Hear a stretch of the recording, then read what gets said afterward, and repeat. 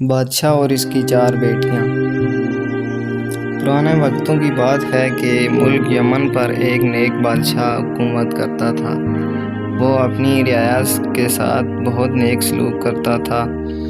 اس کی 4 بیٹیاں تھیں، جن میں سے ایک شہزادی بہت حسین تھی، جس کی خوبصورتی پر باقی شہزادیاں نفرت کرتی تھیں۔ اس شہزادی کا نام شہزادی سوہانا تھا۔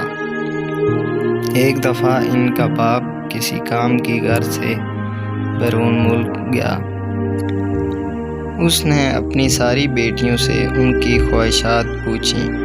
ان 3 بہنوں نے قیمتی زیورات لانے کو کہا۔ جب بادشاہ نے چوتھی بیٹی سے پوچھا کہ اگر تمہیں کسی چیز کی ضرورت ہو تو مجھے بتا دو۔ شہزادی سوہانا نے کہا، مجھے ایک گلاب کا پھول چاہیے۔ ان کا باپ کوئی نہ کوئی بات بھول جاتا تھا، اس لیے صرف شہزادی سوہانا کے لیے پھول لے آیا، باقی چیزیں وہ بھول چکا تھا۔ جب وہ گھر آیا تو شہزادیاں دروازے پر کھڑی اپنے باپ کا انتظار کر رہی تھیں۔ جب ان کا باپ آیا تو صرف ایک پھول کے علاوہ اس کے پاس کوئی چیز نہ تھی۔ شہزادیوں نے اپنے باپ کو برا بھلا کہہ کر باپ کی نافرمانی کی۔ شہزادی سوہانا کمرے میں جا کر رونے لگی۔ اس کا باپ کمرے میں آیا، اس کا پھول اسے دے دیا۔ بادشاہ نے کہا، دنیا میں سب سے زیادہ قیمتی چیز والدین کی خدمت ہے۔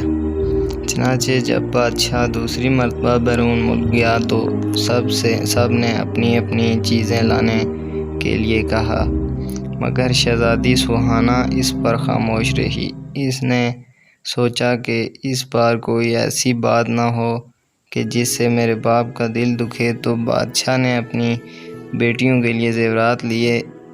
راستے میں ایک جنگل تھا۔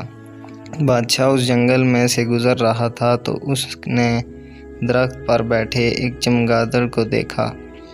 وہ چمگادڑ اصل میں ایک خوفناک جن تھا۔ اس نے بادشاہ کو قید کر لیا۔ ایک شہزادہ یہ سارا منظر دیکھ رہا تھا۔ اس نے اپنی تیز دھار تلوار نکالی اور چمگادڑ کی گردن پر دے ماری۔ چمگادڑ اس وقت مر گیا۔ شہزادہ بادشاہ کو محل لے گیا اور ان کی بیٹیوں کو سارا ماجرا سنا دیا۔